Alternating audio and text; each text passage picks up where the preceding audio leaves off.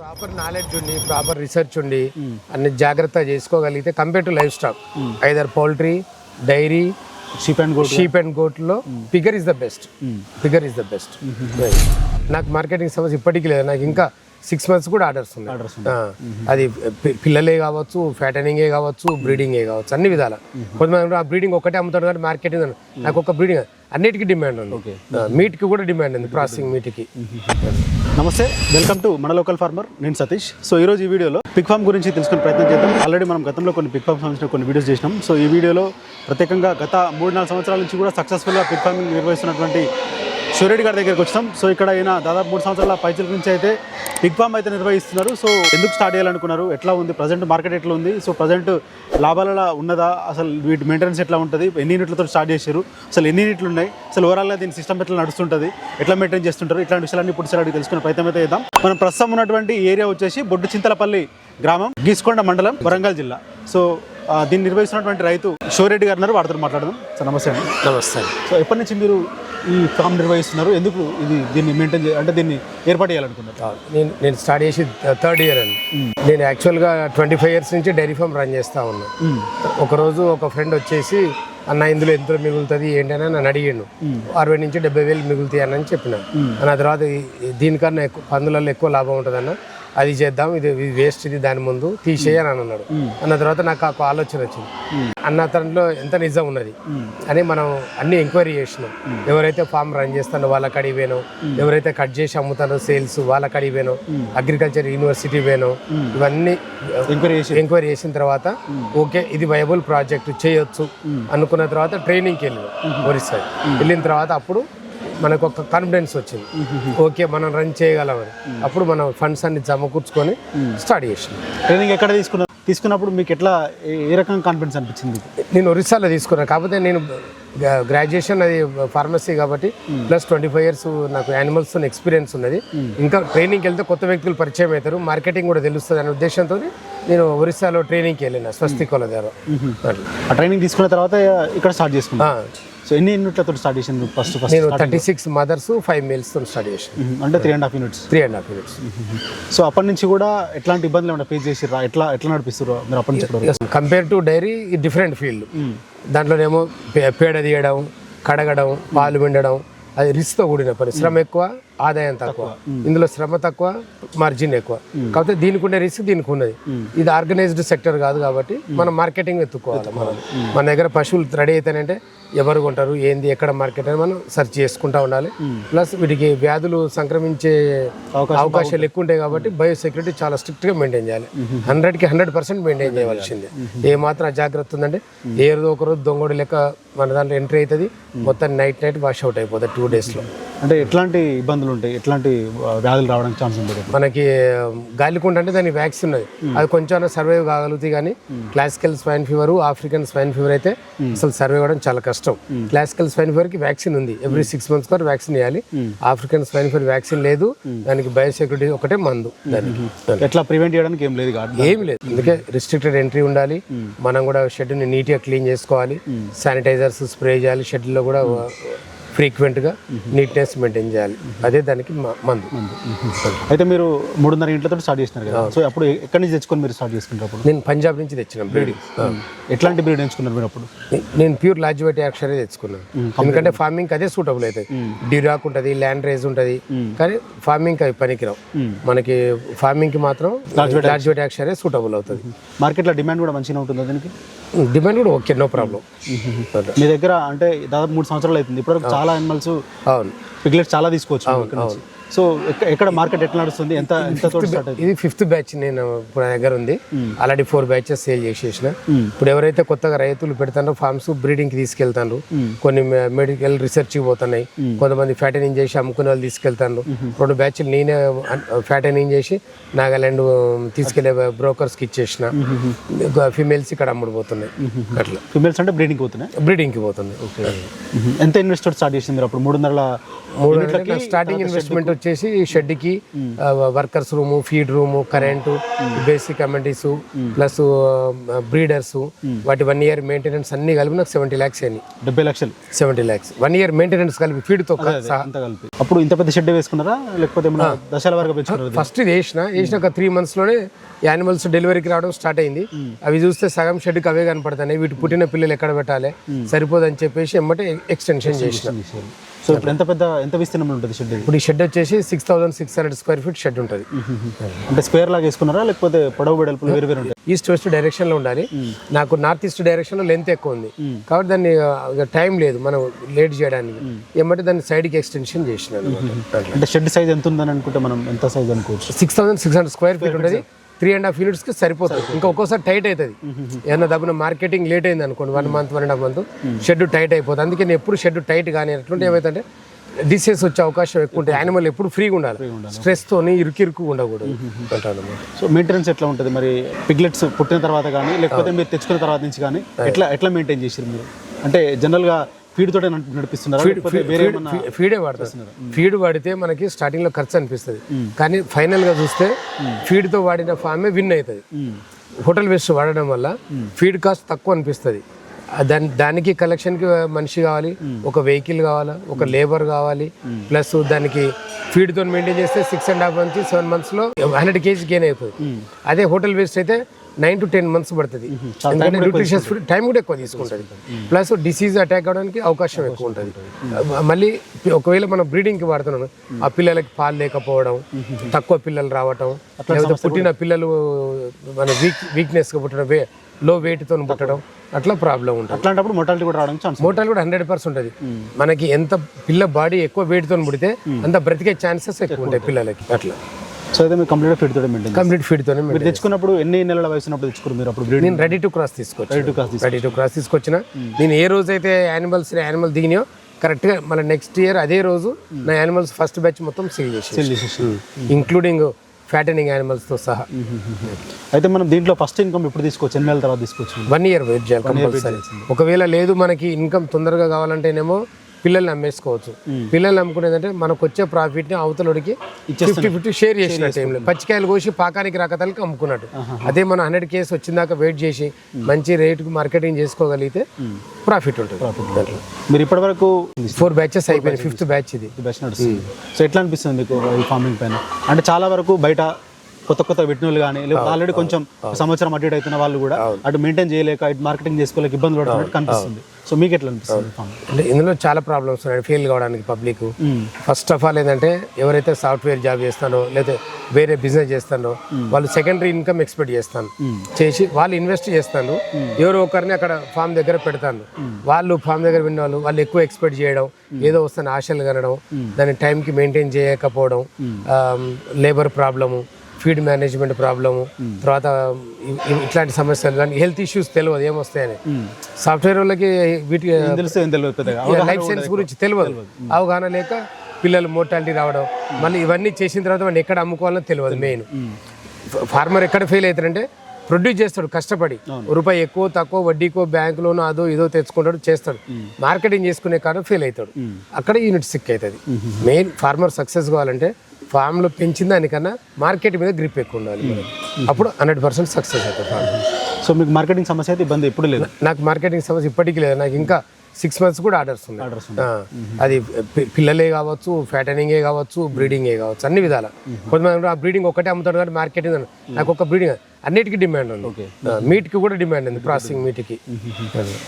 అయితే జనరల్గా ఒక పిగ్ మీ దగ్గరికి వచ్చిన తర్వాత వాటికి మెయింటెనెన్స్ కానీ అంత ఎట్లా ఉంటుంది? మీరు తెచ్చుకున్నప్పుడు అంటే day 1 అంటే మీరు బయటకు వెళ్ళి ఎప్పుడైతే తెచ్చుకొని ప్రొక్యూర్ చేసుకొని మీరు షెడ్ తీసుకొచ్చారు, సో అప్పటి నుంచి ఎట్లా ఉంటుంది? అంటే వాటి మెయింటెనెన్స్ ఎట్లా చేస్తారు?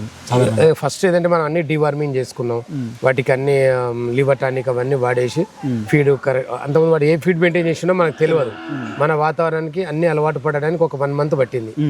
తర్వాత ఆఫ్టర్ 1 month నెక్స్ట్ మంత్ లోపు అన్ని యానిమల్స్ కన్సీవ్ అయిపోయినాయి. కన్సీవ్ అయిన తర్వాత నాకు 4 months నుంచి ప్రొడక్షన్ స్టార్ట్ అయింది. అంటే వీటిలో హీట్కి వచ్చి రావడం వాటిని గుర్తించడం కోసం ఇబ్బంది ఉంటుంది? ఎట్లా ఐడెంటిఫై చేస్తారు? ఫస్ట్ హీఫర్స్ అయితే మనం గుర్తుపట్టడం ఈజీ అండి, ఎందుకంటే వాటి ఉల్వా వచ్చేసి పింకిష్ అవుతుంది, డిశ్చార్జెస్ వస్తాయి, యానిమల్ ఒకదాని ఒకటి క్రాసింగ్ అయితే గుర్తుపట్టగలుగుతాం. సెకండ్ డెలివరీ అప్పుడు ఈ సిమ్టమ్స్ కనపడవు, సైలెంట్ హీట్లో ఉంటాయి. అవి గుర్తుపట్టడం ముఖ్యం మనం.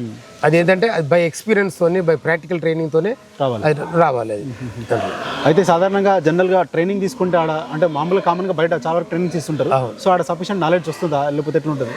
ఏదైనా మన ఇన్వాల్వ్మెంట్ అనేది కంపల్సరీ ఉండాలని ఫార్మ్ ఎవరైతే ఓనర్ పెడతాడో అతనికి తెలిసి ఉంటేనే వర్కర్కి నేర్పించగలుగుతాడు. నువ్వు ఇది చేయి టైంకి ఈ ఫీడ్ పెట్టు, ఈ మెడిసిన్ అయ్యి ఇలా అని చెప్పగలుగుతాడు. ఏదైనా యానిమల్ని చూసినా కూడా దీనికి ఈ ప్రాబ్లం కడుపులో నొప్పి ఉందా, లేకపోతే హీట్లో ఉన్నదా, లేకపోతే దీనికి ఏదైనా ఫీవర్ ఉందా, కాళ్ళు నొప్పి ఉన్నదా, అది గుర్తుపట్టాలంటే మనం ఇన్వాల్వ్ అయ్యి ప్రతిరోజు పొద్దున సాయంత్రం అంటే అబ్జర్వ్ చేసుకుంటుంటేనే ఈ ప్రాబ్లమ్స్ మనం చేయగలుగుతాం. జస్ట్ 4 రోజుల ట్రైనింగ్తో రాదు. జస్ట్ ఏంటంటే ఓవరాల్గా ఒక అవగాహన వస్తుంది. ఏ విధంగా పెట్టాలి ఫీడు, ఏ టైంలో ఎంత ఫీడ్ ఇవ్వాలి, దాన్ని ఎట్లా క్రాసింగ్ చేయించాలి, ఏ డిసీజెస్ వస్తాయి, ఏ మెడిసిన్ వాడాలా, ఓవరాల్ ట్రైనింగ్ వస్తుంది. కానీ మనకి కంప్లీట్గా దాన్ని నాలెడ్జ్ రావాలంటే ఒక 1 year మనం ప్రాక్టికల్గా మన ఫామ్లో మనమే నిలబడి దగ్గర నుండి చేసుకుంటే ఎక్స్పీరియన్స్ వస్తుంది. అయితే సాధారణంగా చాలా వరకు మార్కెటింగ్ కోసం ఇబ్బంది పడుతుంది, చాలా ఫార్మర్స్ ఇబ్బంది పడుతుంది. సో జనరల్గా సాధారణంగా మార్కెట్ ఎక్కడ కనిపిస్తుంది మీకు, మీ దృష్టిలో? మన చుట్టుపక్కల ఉందండి మార్కెట్, దాన్ని మనం ఎంక్వైరీ చేసుకోవాలి. ఈ ప్రోడక్ట్ ఎక్కడ అమ్ముడుపోతుంది, ఎవరు తింటారు, ఇక్కడ బయర్ ఎవరు ఉన్నారు, అది చూసుకోవాలి. మన వాళ్ళది ఏంటంటే ఒకటే దృష్టి, నాగాల్యాండ్ అస్సాం బెంగళూరు పోయినా బెంగళూరు నుంచి అస్సాంకే పోతుంది. అక్కడ కన్జంప్షన్ అవుతుంది, అక్కడ కాగా మిగిలిన ఎక్సెస్ అంతా అస్సాం నాగాల్యాండ్కే పోతుంది. అదే ఈ ఏరియాలో నడుస్తుంది అంతా. ఇప్పుడు మన ఆంధ్ర సైడ్ ఉండే రీలూరు, రాజమండ్రి ఊర్లలో బాగా కన్సంప్షన్ ఉంటుంది. మన దగ్గర వేట మాంసం ఎట్లయితే తింటారో ఆడ ఎవ్రీ సండే అక్కడ బాగా అమ్ముడుపోతాయి, లోకల్ ట్రేడర్స్ అమ్ముతారు.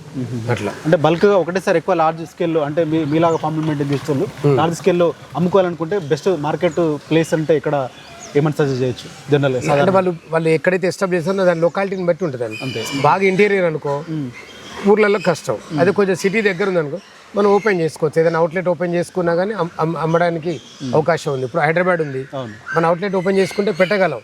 కాకపోతే దాని దగ్గర నాలెడ్జ్ ఉండాలి, దాని స్టోరేజ్, దాని ప్రాసెసింగ్, కటింగ్, ఈ స్కిల్స్ అన్ని వచ్చి ఉండాలి. అట్లయితే మన ఆన్లైన్ మార్కెటింగ్ కూడా చేసుకోవచ్చు, ఏం ప్రాబ్లం లేదు. అట్లా అయితే సాధారణంగా మీకు తెచ్చుకున్నప్పుడు 70 లక్షల వరకు ఖర్చు అయింది అన్నారు. అవును. సో ఏమన్నా లోన్స్ ఏమన్నా తీసుకుంటారా, లేకపోతే వీటికి లోన్స్ ఏమైనా ప్రొవైడ్ చేస్తుంటారా? మిగతా డైరీ ఫార్మ్స్ ఆ టైప్ కానీ లేకపోతే అట్లాంటిది ఏమైనా ఉంటుందా, లేకపోతే ఎంత ఓన్ ఇన్వెస్ట్మెంట్ పెట్టుకోవాల్సి ఉంటుందా? అంటే యాక్చువల్గా అంటే ఇప్పుడు గవర్నమెంట్ NLM స్కీమ్ ఇస్తుంది. వాళ్ళు ఏ ఇంటెన్షన్తో అనేది ఇస్తారో అది ఫార్మర్కి యూజ్ అవుతలేదు. ఎందుకంటే వాళ్ళు ఇచ్చేది తక్కువ అమౌంట్, మార్కెట్లో యానిమల్ ప్రైస్ ఎక్కువ ఉంది, ప్లస్ కన్స్ట్రక్షన్ కాస్ట్ ఎక్కువ ఉంది. మనం షెడ్లు ఇవన్నీ కాస్ట్, పర్మిషన్స్ ఇవన్నీ చూసుకుంటే వాళ్ళు ఇచ్చే సబ్సిడీ ఒక చేతితో ఇస్తాను, ఇంకో చేతి కూడా తీసేస్తాను. దానివల్ల ఫార్మర్కి యూజ్ లేదు. వాళ్ళు ఇచ్చే లోను షెడ్ కన్స్ట్రక్షన్ సరిపోదా, ప్లస్ 1 year మెయింటెనెన్స్కి కావాలి ఫార్మర్కి, ప్రోడక్ట్ బయటికి రావాలంటే అది యూజ్ అవ్వట్లేదు. సో అయితే NLM స్కీమ్ పెద్ద యూజ్ అయితే అవ్వట్లేదు. NLM యూజ్ అవ్వట్లేదు. ఏదైనా మామూలు నార్మల్ బ్యాంక్ లోన్ సపోర్ట్ తీసుకొని పెట్టుకోవచ్చు, కానీ పూర్తిగా బ్యాంక్ మీద డిపెండ్ అయ్యి చేస్తా అంటే మాత్రం కష్టం. మన పందే కదా ఏమైతే అనుకుంటారు పెట్టుబడి, కానీ పౌల్ట్రీలో ఎంత పెట్టుబడి ఉంటుందో అంత పెట్టుబడి ఉంటుందండి.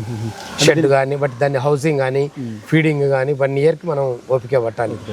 అయితే 1 year తర్వాత మనం దీని నుంచి ఇన్కమ్ 1 year తర్వాత తీసుకుంటేనే మనకి రిటర్న్ రావడం స్టార్ట్ అవుతుంది. అయితే మెయింటెనెన్స్ లో భాగంగా ఎట్లాంటి ఇబ్బందులు ఉంటాయి? ఒకవేళ పిగ్లెట్స్ పుట్టిన తర్వాత కానీ లేకపోతే హీటింగ్ వచ్చిన తర్వాత వాటిని మెయింటైన్ చేసే క్రమంలో, అంటే హీటింగ్ వచ్చి క్రాస్ అయిన తర్వాత పిగ్లెట్స్ డెలివరీ అయిన వరకు కూడా ఎట్లా జాగ్రత్తలు తీసుకుంటారు? డెలివరీ అయిన తర్వాత ఎట్లా జాగ్రత్తలు తీసుకుంటారు?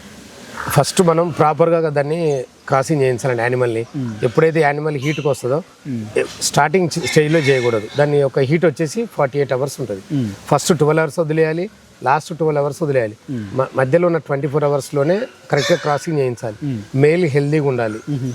ఒకవేళ మేల్ క్రాసింగ్ అయింది మనకి దాని సాటిస్ఫాక్షన్ లేదనుకోండి, ఒకవేళ హీట్ దానికి చల్లారలేదు, సెకండ్ మేల్తో క్రాసింగ్ చేయించాలి. ముందు పిగ్లెట్స్, నెంబర్ ఆఫ్ పిగ్లెట్స్ రావడం గల ఫస్ట్ రీజన్ ఇది. ఓకే. తర్వాత ఫస్ట్ దీనికి ముందు యానిమల్ డివార్మింగ్ చేసి ఉండాలి. మళ్ళీ 100 day ప్రెగ్నెన్సీ వచ్చినప్పుడు మళ్ళీ ఒకసారి డివార్మింగ్ చేయాలి. 100 day అయిన కాడ నుంచి దానికి సరిపోయినంత ఫీడ్ ఇవ్వాలి. ఫస్ట్ 21 days నార్మల్గా ఒక 2 kgs per day ఫీడ్ ఇవ్వాలి. 1 month దాటిన తర్వాత నుంచి 100 day వరకు 2.5 kgs ఇవ్వాలి. 100 day నుంచి డెలివరీ అయ్యేంత వరకు 3.5 kg తిన్నా 3 kg తిన్నా తిన్నంత ఫీడ్ పెట్టాలి. అప్పుడు ఆ లాస్ట్ 100 days నుంచి దానికి ఓరల్ కాల్షియం కానీ ఐరన్ టానిక్స్ కానీ సప్లిమెంట్స్ ఇస్తే పుట్టే పిల్లలు మంచి వెయిట్తో పుడతాయి. తల్లికి కూడా ఈనిన తర్వాత తల్లి దగ్గర పాలు ఉంటాయి. మెయిన్ పిగ్లెట్స్ ఎందుకు చనిపోతాయి అంటే తల్లి కాడ పాలు లేకపోతే ఒకటి చనిపోతాయి, తక్కువ వెయిట్తో పుడితే చనిపోతాయి పిల్లలు. తర్వాత డయోరియా ప్రాబ్లం వస్తుంది పిల్లలకి. మెయిన్ అది బ్యాక్టీరియల్ కావచ్చు, వైరల్ కావచ్చు, ఫంగల్ కావచ్చు. అది ప్రాపర్ శానిటైజేషన్ లేకపోతే ఇది వస్తుంది. ప్లస్ ఇంకొక మెయిన్ ఏంటంటే తల్లి కింద పడి చనిపోతాయి. ఇంకొకటి ప్రాపర్ హీట్ లేకపోతే చనిపోతాయి పుట్టిన తర్వాత. ఇప్పుడు వింటర్ సీజన్ బాగా చల్లగా ఉంది, కుప్పలాగా అయ్యి ఒక్కొక్క పిల్ల అన్ని ఒక దగ్గర పడుకుంటే కింద దానికి రెస్పిరేషన్ ఆడగా కింద పిల్ల చనిపోతుంది. ఈ జాగ్రత్తలు చూసుకుంటే మనం మోర్టాలిటీని కంట్రోల్ చేయొచ్చు. అట్లాంటి సందర్భాల్లో ఏం చేస్తారు హీట్ కోసం? హీట్ కోసం హీట్ ల్యాంప్స్ పెడతాం పిల్లల్ని. ప్లస్ ఆ ఏరియా మొత్తం ఎప్పుడు డ్రైగా ఉండడానికి చూస్తాం. వాటికి ఏమైనా చలి తగలకుండా ఏమైనా పరదాలు కానీ అట్లాంటివి కానీ ఏర్పాటు చేస్తాను నేను. అయితే ఇప్పుడు కొత్తగా ఎవరైనా ఇట్లా పిగ్ ఫామ్ పెట్టుకోవాలనుకున్న వాళ్ళకు మీరు ఇచ్చే సలహాలు కానీ సజెషన్స్ కానీ ఏముంటాయి? మీరు 3 ఏళ్ళ నుంచి ఉన్నారు కాబట్టి ఏదైనా వాళ్ళు సక్సెస్ కావాలని ఫస్ట్ ప్రాపర్ బడ్జెట్ ప్లాన్ చేసుకోవాలి. మనం ఎన్ని యూనిట్స్ పెడతానో దానికి ఎంత ఖర్చు అవుతుంది, దానికి ఎంత షెడ్ అవసరం, ప్లస్ దానికి మళ్ళీ మంచి బ్రీడ్ సెలెక్ట్ చేసుకోవాలి, మార్కెటింగ్ ఎంక్వైరీ చేసుకోవాలి. ప్లస్ వాళ్ళకి ఎక్స్పీరియన్స్ వచ్చేంత వరకు ఒక ఎక్స్పీరియన్స్డ్ ఫార్మర్తోనే జర్నీ చేయడం చాలా ఇంపార్టెంట్. అంటే ఎక్స్పీరియన్స్ ఫార్మర్తో జర్నీ చేయడం ఇంపార్టెంటే, కానీ దీంట్లో ఒక ఫామ్కి ఇంకో ఫామ్కి కూడా అంటే డైలీ కలవడం కాదు, బై ఫోన్ కాంటాక్ట్ అయినా కానీ కమ్యూనికేషన్ అడ్వైస్ తీసుకోవడం, ఎక్స్పీరియన్స్డ్ ఫార్మర్ సపోర్ట్ ఉండే ఆ ఫామ్ ఫెయిల్ కాదు. అంటే ఈ ఫామ్ ఆ ఫామ్ విజిటింగ్ చేయడం కాదు, విజిటింగ్ అనే అవసరం లేదు. ఏదైనా ప్రాబ్లం వచ్చింది దానికి ఏ విధంగా ఫీడ్ మేనేజ్మెంట్ చేయాలా, ఏ విధంగా దాన్ని ట్రీట్మెంట్ చేయాలా, ఏదైనా వేరే ప్రాబ్లం దాన్ని ఎట్లా హ్యాండిల్ చేయాలి యానిమల్. సాధారణంగా ఎట్లాంటి ప్రాబ్లమ్స్ వస్తుంటాయి వీటిల్లో? ఏమైనా వస్తుంటాయి? వస్తాయి దాదాపు. అంటే ఇప్పుడు ఈనిన తర్వాత కొన్నిటికి కాళ్ళు పడిపోతుంటాయి, ఇక తర్వాత పాలు లేకుండా పోతుంటాయి. అది ఎందుకు వస్తుంది? ఈనంగా దానికి యాంటీబయాటిక్ ఇవ్వాలి, బాడీ పెయిన్స్ లేకుండా చూసుకోవాలా. ఒకసారి ఫీవర్ వచ్చిందంటే పాలు పడిపోయినాయి అంటే మళ్ళీ పాలు రావడం కష్టం. బఫెలోస్ కౌస్ అంటే దాన్ని మళ్ళీ దాన్ని మళ్ళీ రికవర్ చేయొచ్చు. కొంత పర్సెంటేజ్ తగ్గినా కొంత రికవర్ చేయొచ్చు. పిగ్స్ లో చాలా కష్టం. నా ఎక్స్పీరియన్స్ ప్రకారం అంత ఈజీగా రావు, పాలు తగ్గిపోతాయి. పాలు సరిపోలేదు, ఇమీడియట్ తెలిసిపోతుంది పిల్లలు. ఆ బూరు ఇట్లా వెంట్రుకలు ఇట్లా నిలబడటం, ఎముకలు అవపడతా ఉంటాయి, బక్కగా ఉంటాయి, ఇట్లా ఊగుతా ఉంటాయి, అట్లా అన్ని ప్రాబ్లమ్స్ హెల్తీగా లేనట్టు ఎమ్మడే తెలిసిపోతుంది. ఒక్క పూట పాలు లేకపోయినా వీక్ అయిపోతుంది తల్లి. అట్లా ఒక దగ్గర తల్లి పిల్లల్ని ఒక దగ్గర పెట్టి ఆ తర్వాత సపరేట్. అంటే నేను బ్రీడింగ్ అమ్ముతాను కాబట్టి నేను 50 days ఉంచుతాను మదర్ దగ్గర. యాక్చువల్ ఎవరైతే కమర్షియల్ ఫార్మింగ్ చేస్తారో వాళ్ళు 28 days 1 month మాక్సిమం ఉంచేస్తారు. ఈ లోపు 6.5 నుంచి 7 kgs వస్తాయి, తీసేస్తారు. సాధారణంగా ఒక పిగ్ అంటే ఒక గ్రోయర్ కానీ లేకపోతే నార్మల్గా మీరు ఉంచుకునేటువంటి బ్రీడింగ్ పిగ్సే కానీ డైలీ ఎంత ఫీడ్ తీసుకుంటే డైలీ ఒక పిగ్ పైన ఎంత ఖర్చు అవుతుంది? అంటే అది 0 to 100 kgs రావడానికి మనకి 260 నుంచి 280 kgs ఫీడ్ కన్సంప్షన్ అవుతుంది. 0 to 100 kgs పుట్టిన కాడ నుంచి. సో 100 kgs తర్వాత దాన్ని కమర్షియల్ గా మనం అమ్ముకోవడానికి ఉంటుందా? 100 నుంచి 120 kgs వరకు ఉంచుకొని అమ్ముకుంటే 100 ఇంచెస్ మనం సేల్ చేసుకోవచ్చు. అట్లాంటి యానిమల్ కి ఎంత రేట్ రావచ్చు మనకి మార్కెట్ లో? ఇప్పుడు ప్రెసెంట్ ఉన్న మార్కెట్ 120, 130 అంటాను. ఇది ఓన్లీ ఫ్యాటనింగ్ బాబుది. అదే మనం ఓన్ గా మార్కెటింగ్ చేసుకుంటే 200 రూపీస్ 250 రూపీస్ కూడా చేసుకోవచ్చు.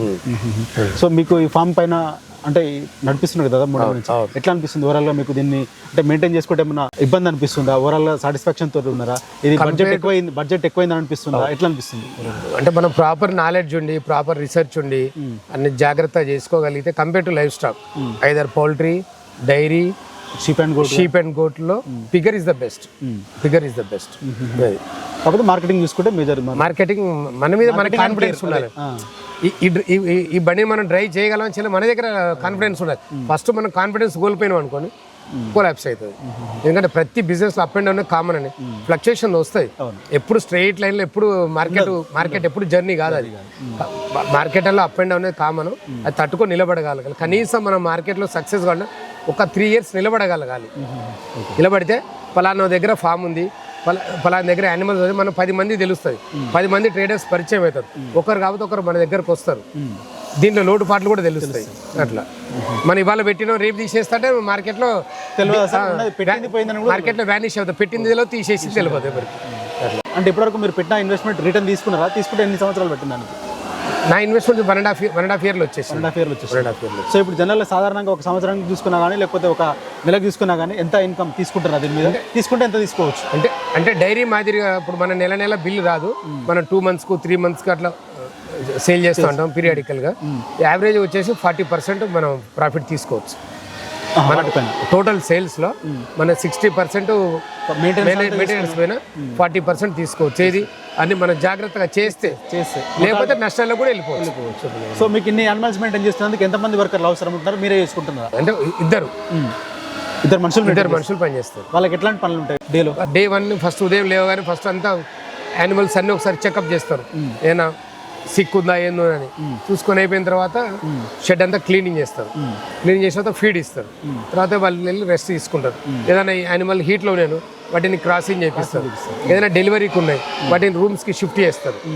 అట్లా అవన్నీ చూసుకుంటారు. అంతే వాళ్ళ పని రొటీన్ పని ఇది. రొటీన్ పని. మళ్ళీ ఈవినింగ్ 3 o'clock మళ్ళీ జనరల్ క్లీనింగ్ ఉంటుంది. మళ్ళీ ఫీడ్ ఇచ్చేస్తారు.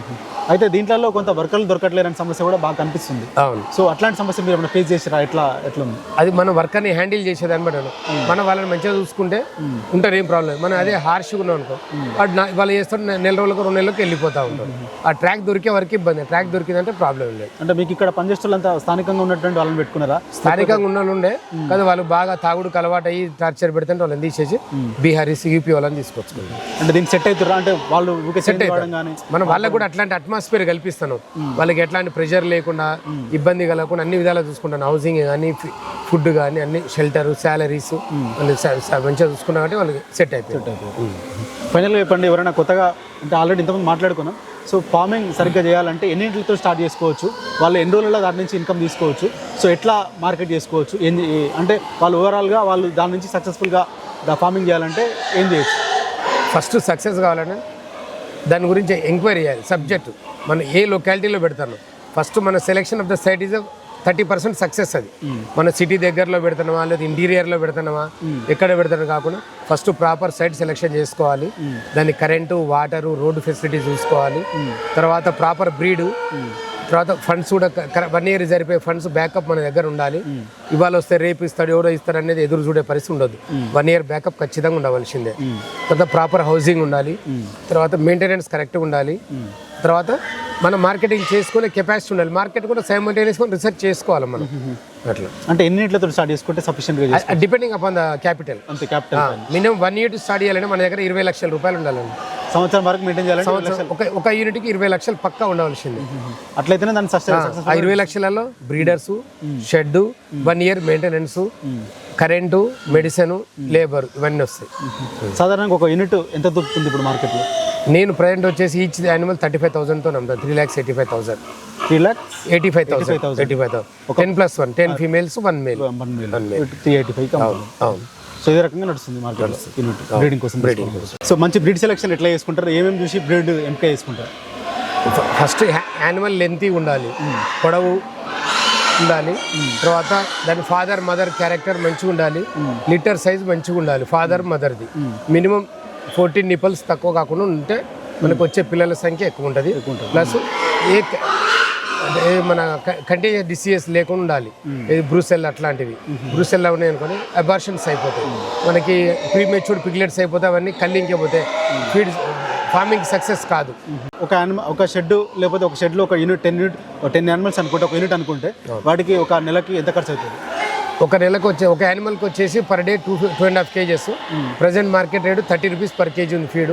పర్ మంత్ వచ్చేసి మెడిసిన్ లేబర్ కానీ 2,500 రూపాయలు ఒక యానిమల్కి ఖర్చు వస్తుంది. ఎన్ని యానిమల్స్ ఉంటే అన్ని ఇంటూ 2,500 అప్ టు డెలివరీ వరకు. డెలివరీ తర్వాత పిగ్లెట్స్ ఉంటాయి కాబట్టి మళ్ళీ వాటి మెయింటెనెన్స్ ఎక్స్ట్రా ఉంటుంది. ఒక యానిమల్ 0 to 100 kgs కావాలంటే మన 260 నుంచి 280 kgs ఫీడ్ అవసరం. సో ఒక ఫామ్ సక్సెస్ఫుల్గా నడవాలంటే కూడా ఇంత ఖర్చు పెట్టుకొని చేసుకుంటే ఫామ్ సక్సెస్ఫుల్గా మార్కెటింగ్తో పాటు ఇది కూడా చూసుకుంటే. అవును. Thank you. సో ఇది సూర్యుడు గారు చెప్తున్నారు. దాదాపు వీళ్ళకి 3 సంవత్సరాల పైచలకి అయితే ఈ పిగ్ ఫార్మింగ్లో అనుభవం ఉంది. అంతకంటే ముందు లైఫ్ స్టాక్లు అంటే మేజర్గా డైరీ ఫామ్లో వాళ్ళు ఉన్నట్టుగా చెప్తున్నారు. సో ఇప్పటికైతే దాదాపు దీన్ని సక్సెస్ఫుల్గా నడిపిస్తున్నట్టు కూడా చెప్తున్నారు. ఇప్పటివరకు దాదాపు 4.5 బ్యాచెస్ కూడా వీళ్ళు సేల్ చేసినట్టు చెప్తున్నారు. సో అన్ని రకాలుగా అంటే ఫ్యాటనింగ్ కావచ్చు, బ్రీడింగ్ కావచ్చు, ఇట్లా అన్ని రకాలుగా పర్పస్ కూడా వీళ్ళు సేల్ చేసినట్టు చెప్తున్నారు. సో వీళ్ళు దాదాపు 70 లక్షల పెట్టుబడితోటి దీన్ని అయితే ఫస్ట్ స్టార్ట్ చేసినట్టుగా చెప్తున్నారు. దీని నుంచి అంటే పెట్టిన పెట్టుబడి తీసుకోవడానికి కూడా సంవత్సరాల టైం పట్టినట్టుగా కూడా వారు చెప్తున్నారు. సో ఓవరాల్గా కూడా ఈ పిగ్ ఫార్మింగ్ తోటి అయితే వాళ్ళు సక్సెస్ఫుల్గా నడిపిస్తున్నట్టు, మంచి ఆదాయం తీసుకున్నట్టుగా కూడా వారి మాటలో తెలుస్తుంది. కొత్తగా ఎవరైనా పిగ్ ఫార్మింగ్ వైపు రావాలనుకున్నా, పెట్టాలనుకున్నా కూడా అన్ని రకాలుగా దానిపైన రీసెర్చ్ చేసే వస్తే కనుక దాంతోపాటు మార్కెటింగ్ కూడా మేజర్ కాబట్టి సో దాన్ని కూడా చూసుకొని ఇటువైపు ఈ పిగ్ ఫార్మింగ్ వైపు వస్తే అందులో కూడా కంప్లీట్గా వాళ్ళు దాంట్లో లీనమై పనిచేసుకుంటేనే దీని నుంచి ఆదాయం తీసుకోవచ్చని కూడా వారి మాటలు తెలుస్తుంది. కంప్లీట్గా ఫీడ్ తోటి కూడా వీళ్ళు మెయింటైన్ చేస్తున్నట్టు చెప్తున్నారు. సో మంచి బ్రీడ్ సెలెక్షన్ కూడా చేసుకుంటే దాంట్లో మేజర్గా లార్జ్ వైట్ డార్క్ షేప్ బ్రీడ్ని మెయింటైన్ చేస్తున్నారు. సో దాన్ని బ్రీడ్ సెలెక్షన్లో కూడా జాగ్రత్తలు తీసుకొని కూడా నడిపిస్తే కనుక పిగ్ ఫార్మింగ్లో సక్సెస్ కావచ్చని కూడా వారి మాటల్లో తెలుస్తుంది.